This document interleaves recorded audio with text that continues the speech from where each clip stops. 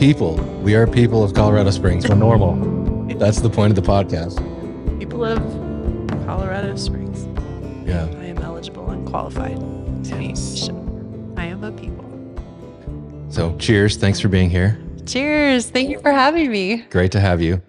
So how did you get into the arts in the first place? Yeah. Well, I am an English major, and you'll find us in all kinds of fields. I knew that I wanted to either work in arts nonprofits or in higher education. So I bounced around the first few years between the two. But I've now been working in arts management total over about 23 years, from Washington, D.C. to Pittsburgh, Pennsylvania, where I spent a decade, to here in Colorado Springs, where I came in 2013. And found a job I absolutely adore at the cultural office of the Pikes Peak Region. Yep. Shout out. We're going to have a logo all over everything. Shout out. So were your parents artistic growing up, or what was your first foray into the world? I grew up in rural Ohio, and no, I was not surrounded by the arts in our community. But there were really important teachers that saw my interest and supported my learning. And also, there was music around us all the time in my house. And so certainly had some really pivotal early experiences, enough that I knew that I wanted to find where people were who did those things. Yeah. Yeah. Just enough to teach. People who thought about design of space, people who wanted the kind of constant new energy and change that I found myself really hungry for, and a mix of ideas and cultures that I just didn't grow up in a part of the country that has that readily available. And so after I graduated high school, I didn't go far away to college. I went to Western Pennsylvania, but there was a city nearby. And so I never really looked back. I never moved back to Ohio full time after 18. Mm. Interesting. I think my upbringing was kind of similar. Small town, Illinois, definitely like no art scene that I remember. But I was a kid at the same time, so yeah, I probably didn't. There are good things about it. I think that growing up in a small town, and now having lived in bigger cities all my adulthood, I do appreciate that growing up in a small town really taught me to trust other people and to believe in what can happen through community. Because we were woven together, we were interdependent, and people really knew each other and cared about each other and lifted each other up. And so I think there's something that I've kept all through my life, believing that that is possible. Yeah. Obviously seeing that it doesn't always happen, but really deeply believing in weaving people together. And I think the intersection is that the arts do that all the time. They create third spaces, and they raise our empathy, and they make cities in which many of us can belong alongside each other. So I think this small town thing actually connects with my arts career, not directly, but through that belief in other people. Yeah. You know, I see a lot of that small town mentality in Colorado Springs. Sure. Still. Like, I don't know, some people say this is a small town. Others are like, this place is too big. Well, I consider it kind of a small town still. Yeah. I consider it a medium-sized town, actually. Sure. But there's actually kind of a small town mentality. Like, I have multiple friends that I've been in the car with them, and they'll drive by somebody pulled over on the highway, and they'll be like, whoa, did you see that guy? Yeah. And go back and make sure that that person's okay. Small town stuff. Yeah. Right? When I first moved here, I was walking to work down Tejon Street in the morning, and I had hot pink tights on, and a woman started walking with me, talking to me about my tights, and we had a really great conversation. And then we got to a light, and she was like, oh, I'm actually going the other way. And I realized she had walked with me for like 2 blocks just to talk about tights. When I went to register to vote here, everyone was so friendly, wanted to meet my baby, and I was totally blown away to be in a government office where people were kind, Whoa, you know. that's crazy. So it really hit me really quickly. And actually, recently we've had kind of an influx of new arts leaders in some of our largest arts organizations, and I'm hearing that.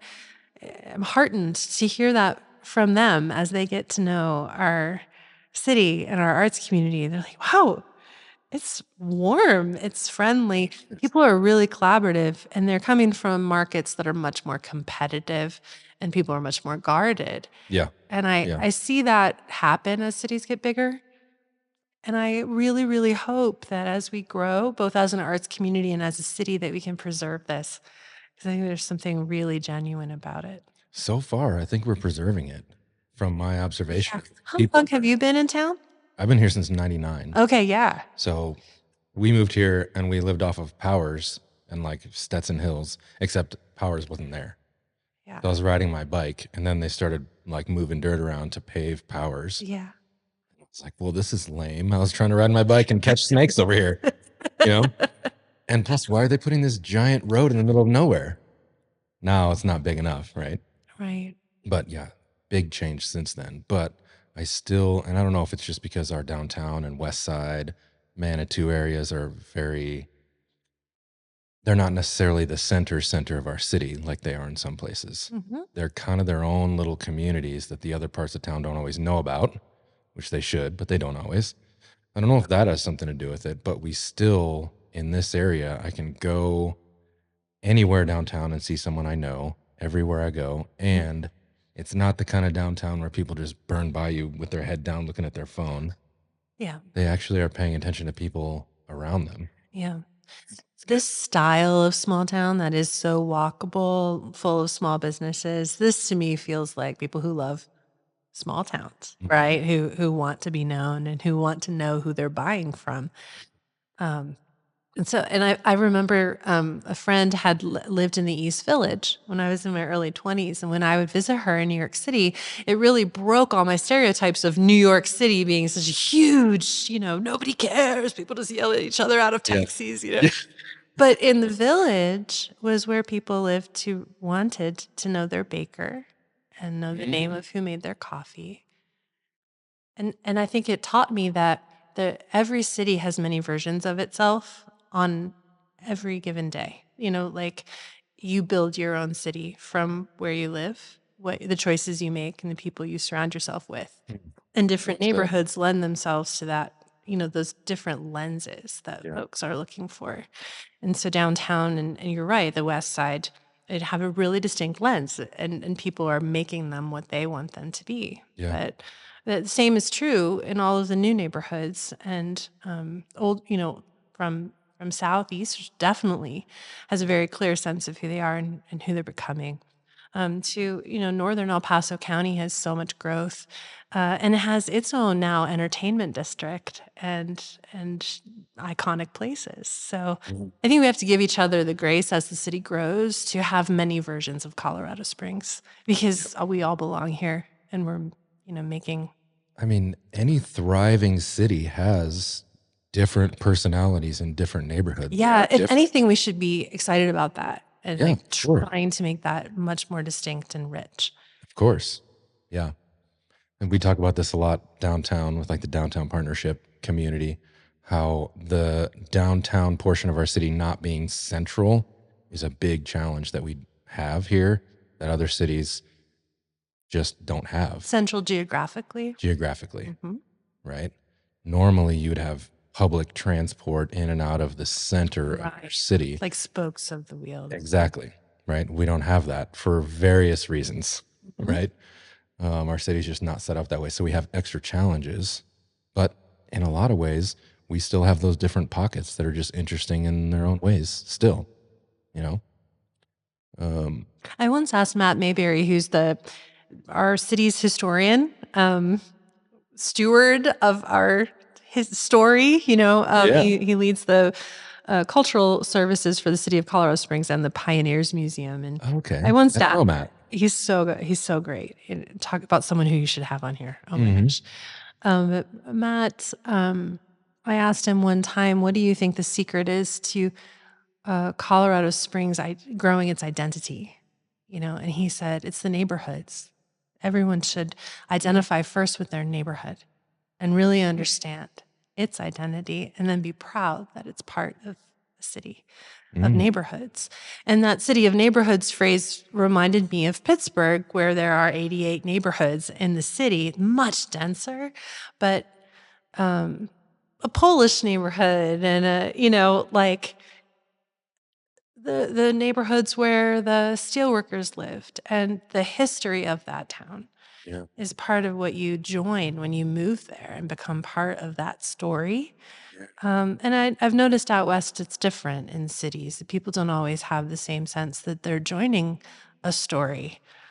And I'm surprised at how critical transplants can be. Being one myself, I'm surprised by how critical people can be about infrastructure or roads or whatever they think, like this should be California or this should be Texas or this should be anywhere else, instead of having really respect for where they've come and its unique story. Yeah. Where did you come from? Chicago area. Okay. So north of Chicago, about an hour Yeah. by Lake Michigan. So a little town of like 10,000 people there. Yeah. So I was a little too young to really appreciate Chicago as a city. Now I love it. I think it's great. Yeah. But back then I wasn't super connected to it. So I started thinking more in terms of loving this town when I moved to downtown Colorado Springs in 2012. That's when I was like, at that time, nothing was happening downtown. But I was like, I see potential here. Oh, yeah. And there was some things happening, but not a lot. I literally started walking around looking for things to do and couldn't find much to do, you know? But, I mean, the cultural office in those years had a program where we were activating empty storefronts with local art, because there was art in storefronts, it was called, and there were so many open vacancies. And now it's amazing to think about because downtown is thriving the way it is, and vacancies are much more rare now. Yeah. But at the time, there were so many, empty teeth in the smile that we were filling them with, art and window installations and all kinds of things. That recently. It worked, yeah. And come to think of it, even 2015, I got a call from somebody at Downtown Partnership who is in Sarah Humbarger at the time. Did you know Sarah? Absolutely. Yeah, she called me and a couple of my friends up and said, hey, we got some empty spaces downtown if you want to try a pop-up. She heard that I was selling vintage clothes at the time. Yeah. Not a real business. I mean, at the time. But I was like, sure, I would love to try and just occupy this space right in the middle of downtown for a while. And that was my first effort into my own business. Wow. That was like 2013 or something. Yeah. But it gave birth to everything that I'm doing now and have done just because of that fill in the smile program. Well, and there's the thing, right, that we have to really embrace is that there is opportunities in being the size we are of a city. Yeah. That I'm often telling young professionals who are deciding where to live after they graduate, go to a mid-sized city where you're wanted. Yes. Be part of things. You can sit on committees and be part of initiatives and projects that are really making stuff happen. Yeah. I graduated and went to Washington, D.C. with an English major and no network, and I got a great little entry-level job at the Corcoran Gallery of Art right on 17th Street across from the White House. So I got to feel DC every day. Yep. But I could tell very quickly I was never going to break through there. No one cared who I was. Right. And you move to a city like this and you've got, the opportunities of even empty storefronts. Those pop-up shops and art installations were also great moments for those artists and entrepreneurs. And I mean, the pop-up program has had so many successes now. Yeah. The fact that there's space to do fun things. There's room to actually make a difference, which you can make a difference anywhere. Don't get me wrong. But yeah, when you go to a big city, you're going to be a small fish in a huge pond. Right. There's a lot of opportunity, of course. I've had people say, you belong in New York City. What are you doing in Colorado Springs? Mm-hmm. There's a million people like me in New York City. There's not as much room to do what I want to do and make moves there as there is here. I'd rather do it here where I can go make friends, continue to see the same people every day, every week, Yeah. and actually try to make meaningful impact that way. Yeah, I agree. That's how I feel. I also love mid-sized towns. So New York City is an incredible place to visit, and DC is an incredible place to visit, but let's try to make an impact in places like this. I think it's just more meaningful. 100%. So, yeah. So what's the city doing how's the city helping with the arts community these days, or what's the vibe there? Like the city needs to be making sure that the cultural office has what they need. What's that like? Well, thank you for thinking so. Yeah, I think so. I mean, they should care about that stuff, right? Okay, so the culture for listeners who maybe don't know, the cultural office is an independent nonprofit. We're not a department of the city. We serve actually 2 counties, El Paso and Teller County. So we transcend multiple municipalities and work with multiple municipalities across the 2 counties. And also we have services, some services clear down into Fremont County. But obviously, the city of Colorado Springs is where 80% of our arts and cultural groups are. Okay. Of the 550 arts and cultural groups, 80% of them are in the city limits of the city of Colorado Springs. And so you're right. So that is really where we're doing a lot of focus and work. I think Colorado Springs has a real dialogue with the role of government toward many things. Because most people historically who've been here have believed in small government, at least in the past few decades. And so there's not as much municipal integration in terms of direct support, public funding going to the creative sector as there are in a lot of cities with whom we compete. Yeah. And so I say that because I like to set it as a competitive disadvantage when I'm advocating. Yeah. Because we're very aware that there's other mid-sized cities with whom we are competing for jobs, for workforce, for companies who are choosing to move here, for students coming to study, for retirees who are looking for a place to retire. Yeah. And they're looking at a lot of other mid-sized cities that do support arts and culture much more. That said, the cultural office has a wonderful relationship with Mayor Mobilade's administration. Yeah. And the people in the administration of the city right now, under him, are just incredible. Many of them have been there a long time, under Mayor Southers, some under Mayor Bach as well. And so I think there's a lot of support in the administration. City council, it changes over the years, depending on the makeup of city council. And a lot of support that's coming to the arts now currently is coming through the LART program, the Lodging and Automobile Rental Tax, which has a lot of pressure on it. A lot of people want a hand in that bucket because there's so few flexible funding opportunities in our city. Yeah. The general budget for the city is so strapped. And as we've heard this year, they've had to make really, really deep cuts. It's just really tough. A lot of it is tied to retail taxes and other things that fluctuate. And so there's a lot of challenges here in being in the arts. But I'm here, and COPPR is leading the way we are because we believe there's also opportunities here. And as the state of Colorado this year responds to the changes at the federal level in arts funding and in a lot of policy, what I'm finding is that Colorado Springs, the circles I'm in, I'm able to say, hey, we weren't used to a lot of public funding. Hey, welcome to our world,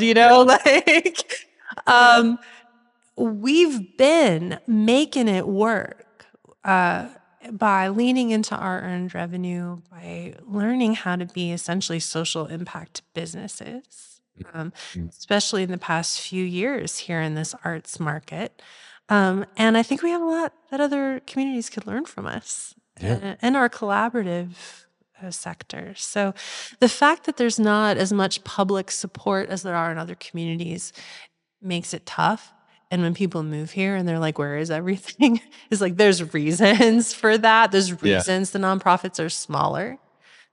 That said, I do think there's some things we could be proud of about the way we handle that context. Yep. I mean, I get the feeling that artists around here are entrepreneurial. Yeah. They are hardworking. They really do want to do this for a living.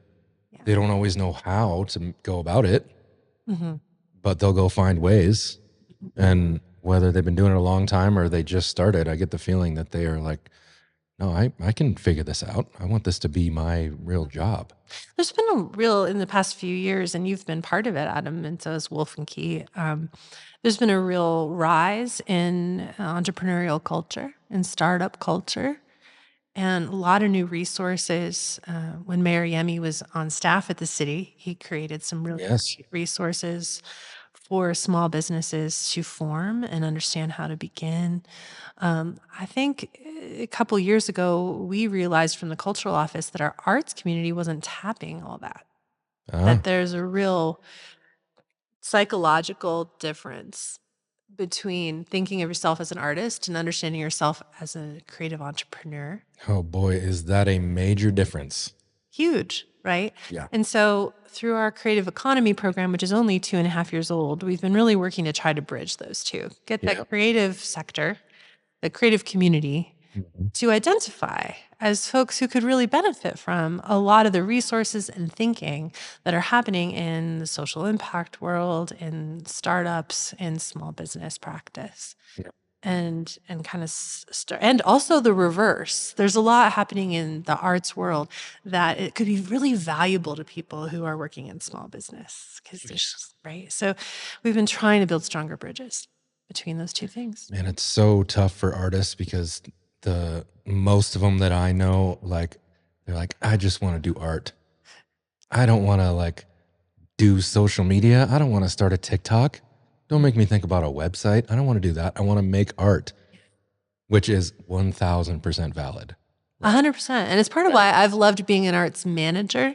I've overseen, before I was at the cultural office, I was at my nearest previous job was working at a large museum where I was running all the live programs and the artist residencies. And so I was the person who thought of all the administrative things so that the artists who we brought in, hundreds a year, could do what they do best. And I loved that role of letting them focus on the art and then kind of doing all the marketing and the logistics around them. But that doesn't happen out in the whole world. It happens inside a museum. Out in the whole world, they have to think of all those things themselves. I know. That's kind of the thing, is teach a man to fish, you know? Yeah. We have to help them get the skills to make it into a real thing that can sustain itself. And the confidence to charge for what they're worth. Oh, yeah. Yeah. And when we offer things for free, to understand that we're actually harming each other. Yeah. Like, that's hard. It's a real psychological shift, and it's part of a growing market too. But I'm constantly saying, you can charge for that. Yeah. Charge $5. Charge $15. You charge something. You know, like the expectation that everything should be free really does hold us back, I think. Yeah. There's some of that in the marketing world too, is there's so many people that want to do marketing and will do it for pennies on the dollar that's the norm now. Right, which is part of the creative sector. Yep. And contests where they want people to design a logo for free. Yeah. Yeah, we never support anything. Interesting. Like, no, you pay a designer to do design. Yeah. You don't have a contest to see who'll come roof your house for free. You know, It's a bad idea. Right. The absolute lowest bidder. Oh, that doesn't sound like a good idea. Right. So, other cities that are doing a good job. What's your take on some other cities? What do you watch? Scoping out. Yeah, one I recently had a chance to visit was the regional leaders trip to Cincinnati which brings us back to Ohio. Probably rightfully, Great state of because I would Ohio. never want everyone to think that it's just dairy land like where I grew up. Not at all. Cincinnati is a really neat city, and it was fascinating. I was on the regional leadership that was hosted by the chamber and EDC, and they took about I'm trying to think how many of us, dozens of us from all different sectors, to learn about Cincinnati. And over these days that we visited, we met with leaders in all different sectors and learned how they're rising to challenges and how they're solving the same puzzles that we're solving here. Yeah. Yeah. And they have different resources there and also huge challenges too. I You can think just say more resources. they have more corporate dollars because Oh, they have okay. corporate headquarters. I see. And it's just amazing to see what happens when you have corporate headquarters. Like when you have a huge banking industry, Yeah. what that actually means in terms of companies with a civic call, like who understand their role in a city and will underwrite huge projects Yeah. to demonstrate their civic duty to their city. Yep. I see. Right? To underwrite their symphonies and their ballets and their galleries and their, right? And we just, not only do we not have corporate headquarters, but the sectors we do have that are strong aren't demonstrating that civic Yeah. heart. Yep. I could see it. As these microchip manufacturing companies move here, I'd love to see them have that spirit. I understand that not all defense contractors care about the health of downtown. Right. Or necessarily But the arts. That makes sense. yeah, I feel like a lot of the very exciting folks who are coming, I'd love to see them join us, you and I, and all of the folks who listen to the podcast who are like us, who really feel like if you're going to be in a city, you are passionate about it. If you move mid adulthood, you learn the new story. You become part of the new future. Yeah. And I'd love to see the companies moving to Colorado Springs join us in the story. Yep. We've got some work to do on instilling that loyalty in like our mindset because we've had a lot of transient citizens here. Very transient. Right. The military sends people through here all the time, but they don't stay super long. It's kind of created a culture where it's just like, yeah, I lived in Colorado Springs once and then I was gone. And some people come back, but that doesn't help us like create this loyalty and love for this city. You're right. So I'm glad it's starting to change a little bit though. It feels like it is. People are coming here in the last few years, especially since like 2018 or so, and they're actually really excited about it. Like, You mean like people with transplants who are moving here, individuals? yeah. And some businesses, it sounds like, Yeah. are like, yeah, we're going to set up shop in the Springs. Cool people, great location, Sure. good weather. Sure. There's a lot to love about it. Yeah. So more people are starting to realize that, I think. That's true. It's a good thing. So when we did those videos for Arts Month, that opened my eyes. We were going into these. I'd love to hear how. That's so Well, great. it just showed me how many more passionate artists there are around here than I thought. Just thinking about the arts community in general. We created that big list of places where we went and got a bunch of footage. Yes. To people. You were great partners in that. Well, thank you. I do think what happened through our partnership this year on Arts Month, which was the 12th annual campaign, the whole point has always been to raise the visibility and the voice of the arts, to get really loud during one month of the year. Yeah. During National Arts Humanities Month. I think what those videos and your strategy did was it put the best advocates for the arts are the people who are in them, right? And who receive them personally. And so I felt the same way, even though I had been part of the strategy, but like watching all those videos and all the diversity of faces, of ages, of Yeah. backgrounds, and of where they were in the community, like the Palmer Lake interview, was great. Yes, that came to mind when I said that just now. Yeah, totally. Manitou was some Yeah. really great ones. Just hearing in people's own words what it's like to create here Yeah. is powerful. The Palmer Lake one, I'm glad you mentioned that. I was going to mention it anyway. It's a small group of artists up there that meet all the time. They're so passionate about what they do. They have a new arts council, Palmer Lake Arts Council. Yes, exactly. Putting on chautauquas every summer and now events at other times during the year. Yeah. And that's really the fact that the scene isn't so professionalized actually means there's so many grassroots stories of neighbors coming together and making what they want. Yeah. And Yeah, it's cool. in Monument, there's a wonderful story about Tri-Lakes Views, which was the name of a public art program that was created by neighbors who wanted public art in Monument. And so they pooled all their money together and poured concrete pedestals around town. And then together they put out a call. This is not an organization, right? This is just neighbors. They put out calls for public art. It became an organization over time. But for 20 years, they put out calls for public art, 15 years. They put out calls and it became a big deal. By the time I sat one year on a panel with them, they were getting applications from artists all over the country to put sculptures on these pedestals that they had poured themselves.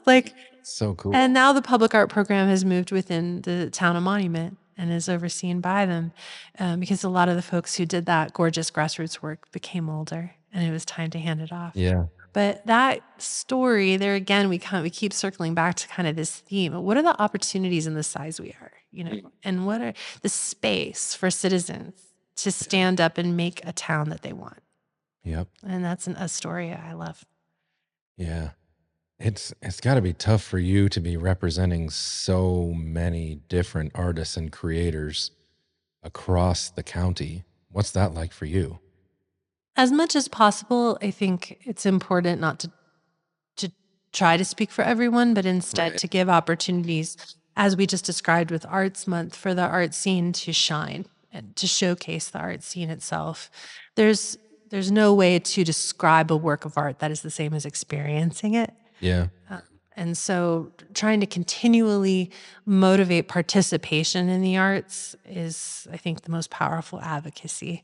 Because when you go sit in the seats or actually see it and meet the people or see an artist in their studio, that really moves you. So I'd be very humble about the role of representing the sector. It's really a service role. And there are many rooms that the executive director of the cultural office is in where there are no other arts people. And Interesting. and so I think I carry that with a lot of seriousness.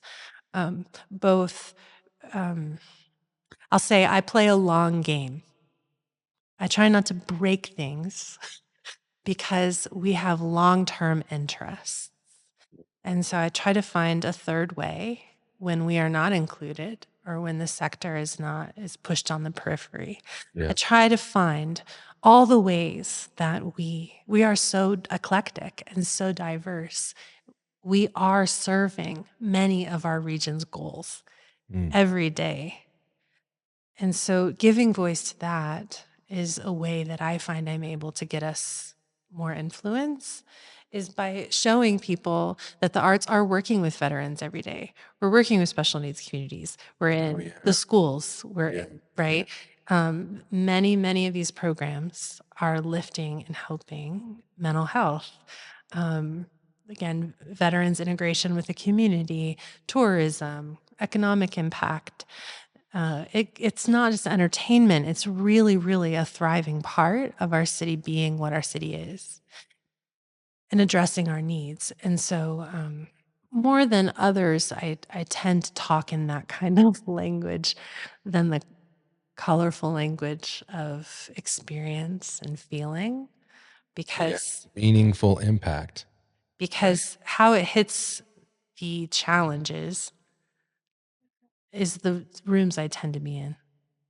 Like, what are we going to do about the suicide rate? What are we going to do about sprawl? What are we going to do about, and we have ways. Public art is and creative placemaking are directly ways that we can affect, the built landscape and make a city that slows down traffic, that is safer, that is these things. So how the arts function is a lot of how I tend to talk, but it's never because I don't know that it's magic. It's in everything else. That'll be a byproduct of it. Yeah. Like that's gonna happen. But that's actually I never thought about it that way. That's a really smart way to convince people who are not in the habit of funding the arts to fund them. Hey, actually, it does make a tangible impact. It's not just fluffy art on the wall, right? It does impact our city, and it does help make our citizens better and healthier and stronger and grow our community in tangible ways.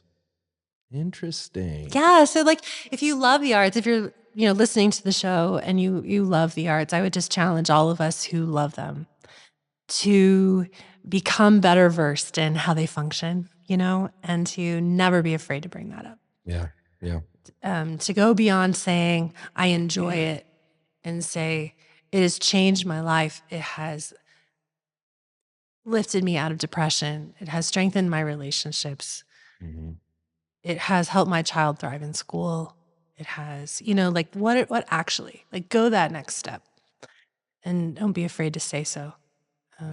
Because all of that is true every day. Yep. Yep. So I'm a little curious about your take on AI. Yeah. Yeah. Yeah. How about that, huh? How about it? Isn't that wild?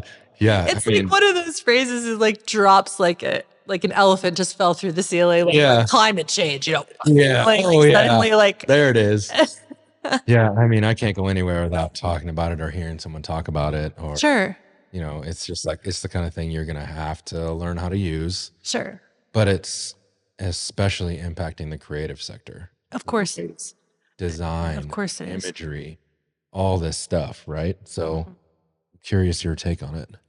Well, we have to really stand our ground and advocate for AI to be a tool and for AI to be used in ways that respect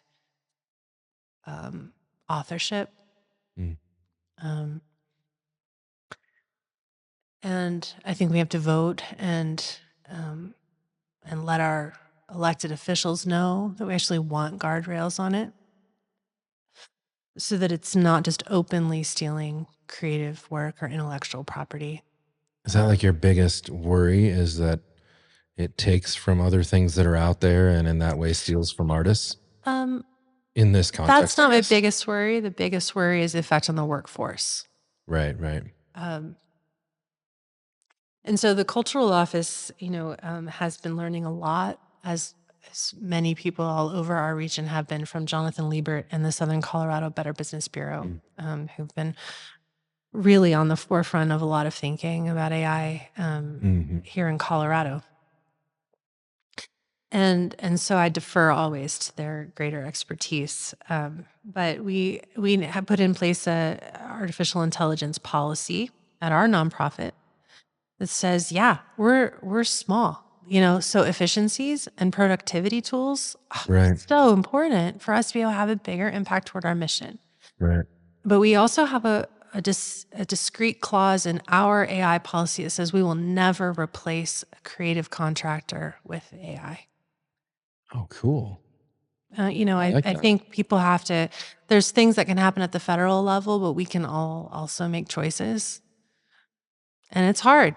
It's hard when you could use Canva for free to lean into your graphic designer and trust them. But I think we're really at that point where we have to make our own choices to support people, neighbors who do creative work and frankly will do it better. Yeah. That's the thing. That's how it works in marketing as well. Is people think, oh, I can just have ChatGPT do it. That doesn't mean it's going to be good. In fact, I've seen in my business a lot of AI generated crap.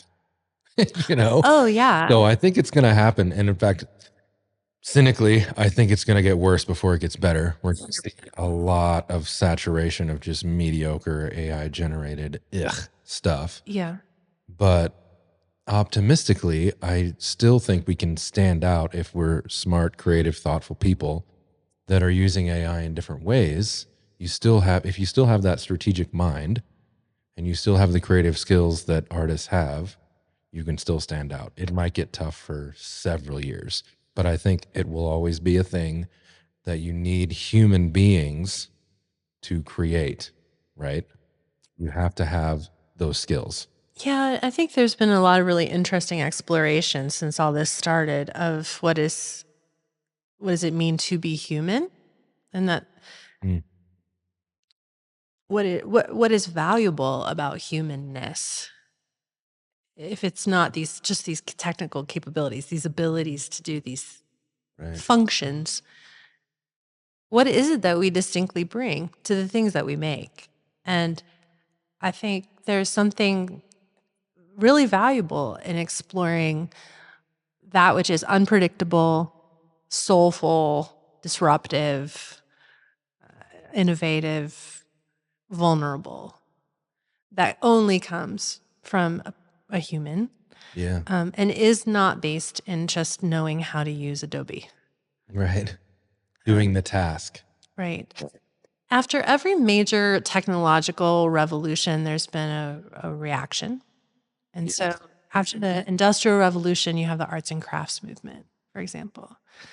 After the turn of the millennium, you have the maker movement in the early 2000s. Yeah. And so I also am very interested in seeing the backlash to this and to see that resurgence of passion for the handmade and that which bears fingerprints, both philosophically and literally. Yeah. And I believe it will come because it has come in the past. After Yeah. automation and factories came unions. Like we have always reasserted like protections for what is human and what we want. Yeah. Against technology with technology and integrated those ideas. So we're just at the beginning, I think, of of another technological revolution. And I'd love to see it come back. People saying, no, I want something Adam made for me. Yeah. Yeah. Because it was Adam and I know him. Yeah, Right? exactly. I know him personally. The music scene in general in the world stands out.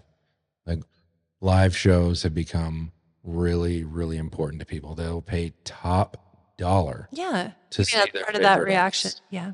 Yeah, I mean, even before AI, we've had a couple of years that were like people will pay top dollar to go have that experience. And I think now that AI is here, yeah, I can crank out a 20-song album using AI only. But if I'm not actually a musician, people can't come and watch me. So if I'm a real person making real music myself, Yes. hopefully this opens up a whole world of musicians that can get real live shows now because people crave it more. Yeah. Because again, it's going to get worse before it gets better. A lot of AI music will get cranked out, but you can't go see an AI live, Right. right? So I'm hoping that it opens the door for a lot more musicians to play more live shows and get a following because they're real people. This will take a while, but like it's a real person playing music for me, not a computer, you know? I know I'm weird because I've been really fascinated by audiences and what happened for many, many years. Audiences and what happens in arts experiences live. I mean, that's just been something I've been obsessed with for decades. But during the pandemic, I really had new revelations about what it means to share airspace, literal airspace, to breathe each other's air. Right. Pretty controversial in 2020. Yeah. And the hunger I felt during quarantine for a live show, Yeah. right? Oh, I mean, needed it. when before in human history had we separated ourselves from each other the way that we did, and the whole social experiment that was? And then we saw, as the world opened up again, a rise in ticket sales for, to come sit in a theater and see and hear the voice and see all the things you can't see on TV, and live music, and what it feels like when an audience sings along to lyrics they know. Yeah. Thank you, Spotify, for teaching us all the lyrics, but then we come together and we sing. Yeah. I think you're right that is just so core, not just to the arts. It's also in sports, and other arenas in which we share third spaces.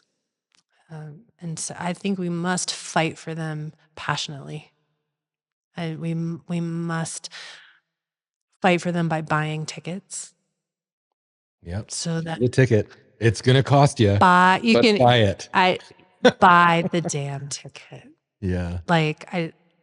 People complain that things have gone away, and I think, were you there? Did you come? Did you help it stay open? Yeah, exactly. We vote with our dollars. And so here I am again, coming back to saying, support your arts community. I love it. But even when you go to a bar and see a local band, we're making things possible. Like, show up.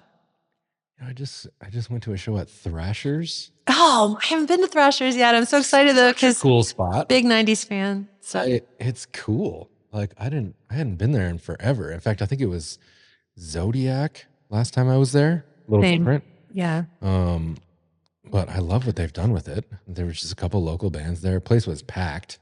Great. It was fantastic. Love that. It was fantastic. I love those hole in the wall places most people don't know exist. It's a balance for me. I'm like, I don't want this secret to get out because this place is awesome. Yeah. This little hole in the wall restaurant. Good plug. For it. Right? This little food truck is awesome. I don't want it to get out. I love it like this, little and unknown. But also, I can't help but talk about cool places. It's just part of it. You made me think about young people, particularly young audiences, because talking about a club like Thrashers, like what happens at the Black Sheep, what happens at Sunshine Studios, right? What happens in the underground, right? Underground scene. Yep. And while people who are that age now, who you think of as going to a rock show, are pandemic teenagers, right? Like they're, and maybe not trained the way I was at my age, and you were, like to see the generations above you, or to see people just a year or two ahead of you. They were telling you where the clubs were, where you had to be on Saturday night, right? And I went away at a really pivotal time for a part of this generation, who is, I believe, Gen Alpha when I'm referencing. But I think I have so much hope in Gen Z. I really do. I think their passion for authenticity is so exciting. And so people in their 20s right now, I think they give me so much hope for the future. And I see them loving thrifting. I see them loving handmade. I see them choosing small businesses. I think a lot of anything at thrift stores anymore because of them. Yes. And so I think a lot of what we've talked about here, cool. Gen Z, I'm looking at you, a lot of the values that we're talking about. We're not members of Gen Z, but I don't think. No. Millennial all the way, baby. Okay. Oh, yeah. And I'm like an Xennial. Yeah, right in the middle there. But I do want to just shout out, Gen Z, so much hope in you, because a lot of what we've been talking about here today is so much about centering communities based on soul, on humans, on relationships. And I see them having a lot of those passions. So, yep. And they're a big generation. So, yep. You are so right. They crave the authenticity piece of it, That's the hope, right? Is that people start reacting to all this falseness. Well, they can smell it a mile away. Right. They're not watching the news anymore. They're not reading newspapers. They know that all that stuff is bought and paid for, and it's a narrative and it's fake. They're not even paying attention to that. They're trying to find what's real, and they're craving the authentic side of it, right? So for better or worse, they're rebelling against the current way of doing things, right? I think it's for better. I do too. Yeah. I think that there's an interesting thread here that I'd love to pull into our conversation, which is when you're seeking authenticity, you may end up with a bad experience. Interesting. Go on. So when you choose to buy a ticket and go see a small local performance, it might not be good. That's for sure. It may not be good. And I would love for all of us to be a little braver and less consumeristic and say, I'm going with a sense of adventure. The worst thing something can be is boring. If it's terrible, you've got a great story. Like if it's really bad, good, you go out afterwards and talk about how bad it was, and it's fun too. You know, like I think you go see a sports game, sports ball event. Sports ball. You go see the sportsing, whether or not your team wins. I think I'd love to see, arts and entertainment audiences have the balls to go and see like local performances and know that they're seeing an emerging company, they're seeing young performers, or they're seeing, pre-professional, amateur musicians, whatever. The open mic night. The open mic night. Have a sense of hunger. Probably. Adventure. And that doesn't mean you go and like catcall and make fun of people, right? Like I'm not saying that at all. But I think there's a kind of like, yeah, but I might not like it. And so I buy tickets to go see what I've already screened through Netflix and Spotify. Yeah. Like if that comedian won me over. Right. Yeah. If the comedian won me over in their 10 Netflix specials, then I'll buy a ticket to the World Arena to see them perform. And I understand that. But I also, I want to push on this authenticity button and say, Gen Z and all of us, if we love authenticity this much, if we want things that aren't fake, then also be adventurous about your local neighbors who are performing and like show up. There's something cool about catching it early before it gets big too. That's true. Like you could possibly run into an artist or a musician or a comedian right here in Colorado Springs before they get big. Yeah. There's a couple comedians that have gone on that comedy show Kill Tony. I don't know if you've heard of it. I don't know that one. They've gone on it and now they're huge. Mm-hmm. They came from here and they were doing little tiny open mics around here. Yeah. And eventually they made it big.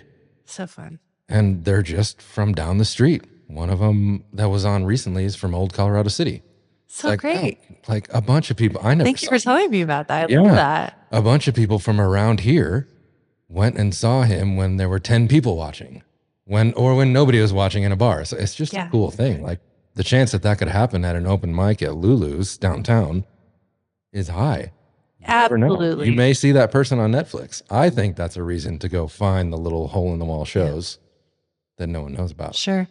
And even if they're not ending up on a big national and commercial success, watching artists develop over time is one of the great joys of being a long-term part of a creative community.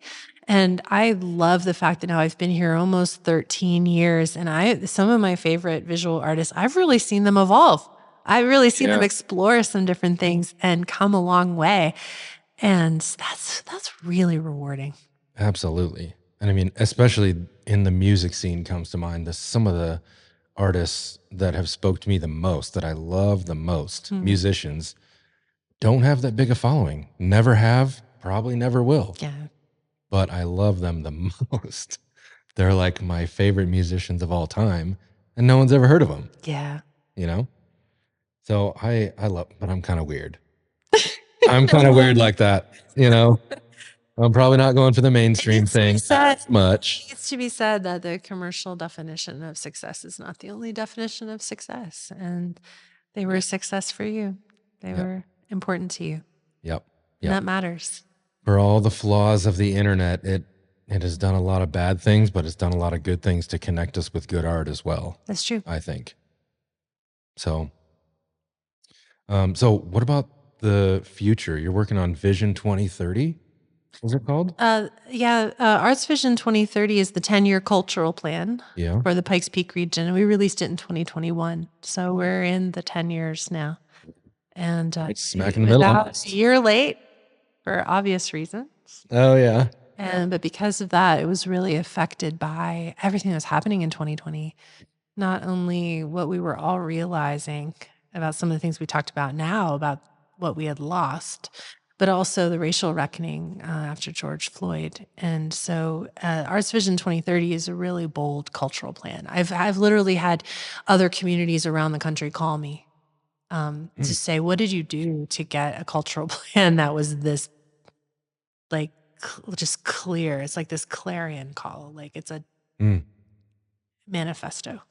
And it's because of the moment we were in. And so I'm really passionate about it. I got to play a lead role in it, and now the cultural office has that woven into our DNA, and we're working with everybody's part of Arts Vision 2030 because we're all part of the whole arts creative ecosystem, even if we're just audience members. Yeah. And we will do another one. The Arts Vision 2030 is the third decade-long cultural plan that our region has had, always stewarded by the Cultural Office and the B. Vredenberg Foundation. So Okay. who knows what'll be in Arts Vision 2040? 2040. It may be a reaction to the AI movement and the growth of the city and a lot of the trends that you and I have talked about tonight. Yeah. So how is the progress on 2030? Is it on track? How are we doing with? Yeah, I think that we're making great progress, and I'd love to see more people come, get involved and try to push the needle. There's the way that the plan is organized.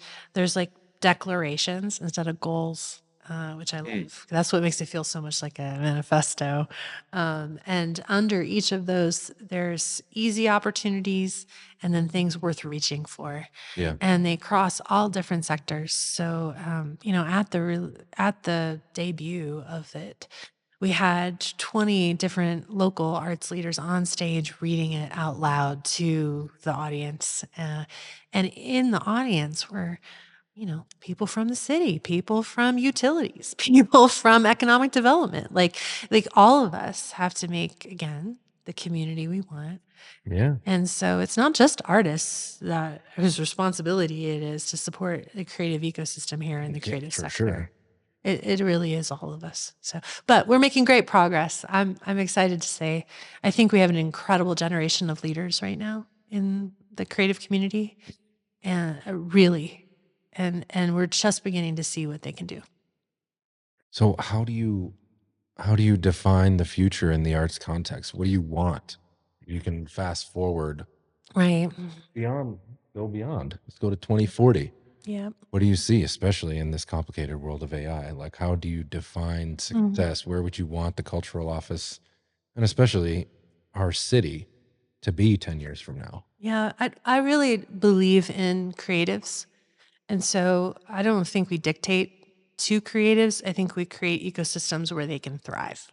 So affordability, the ability to have a place to work and a place to live, the ability to make fair money for what you create, and then to have a voice in the leadership of the city. I mean, all those things are critical to, if we can really make a context like that, then the folks who are moving here from other places because they were priced out or weren't heard or couldn't build a quality of life that they wanted, who are coming here to keep them.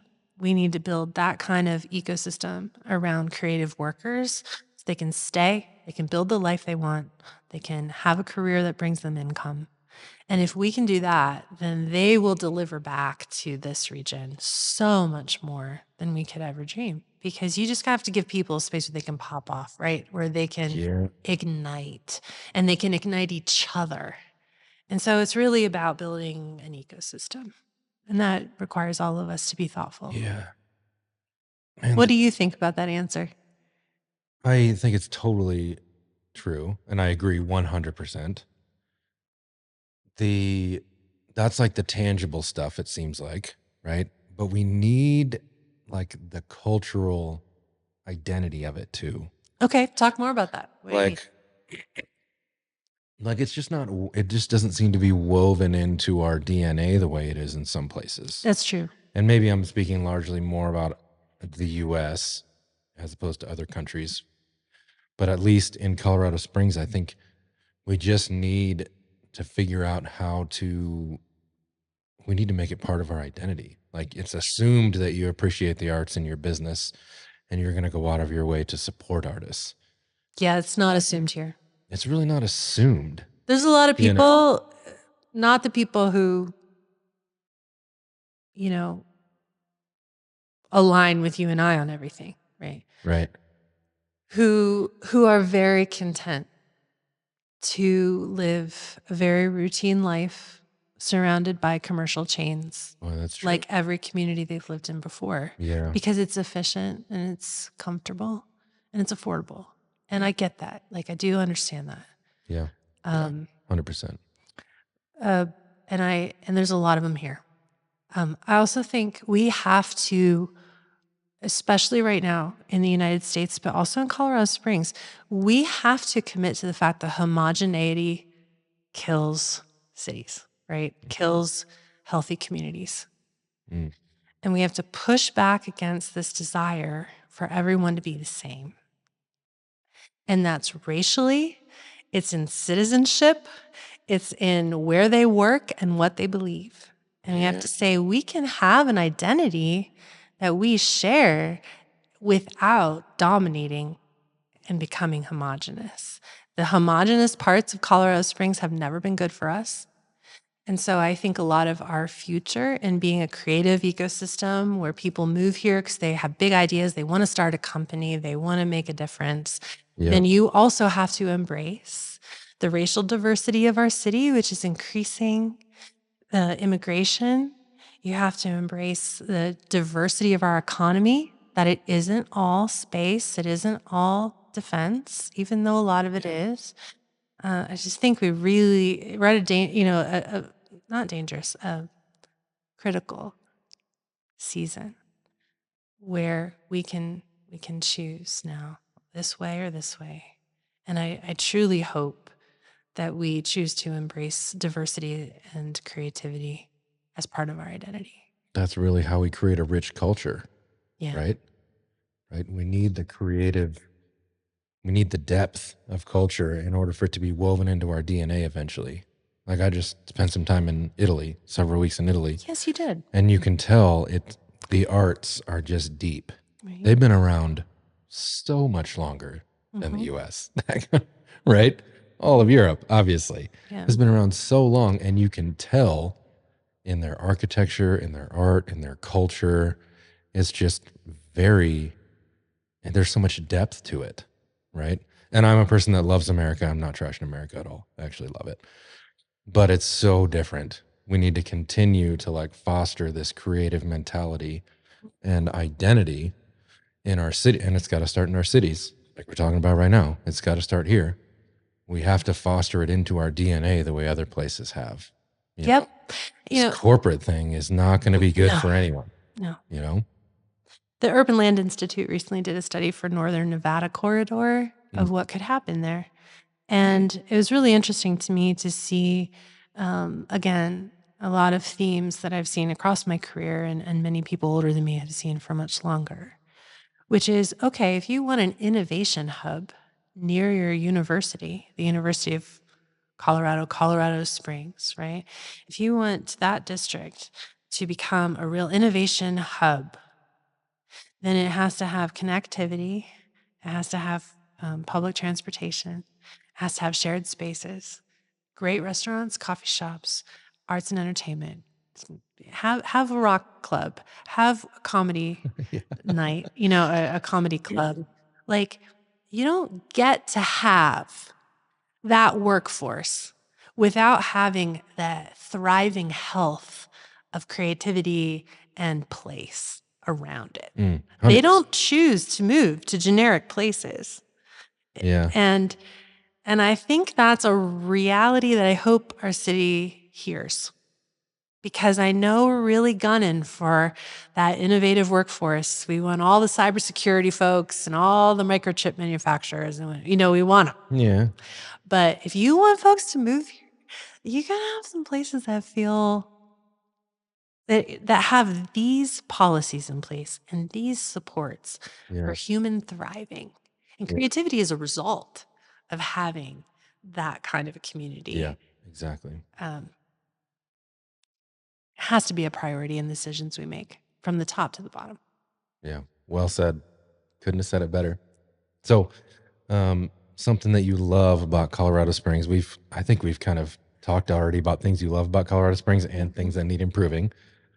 But if there's anything else, a lot of people say they love the people in Colorado Springs, which is a very common answer that I get when I ask people, and I 1,000% agree with that.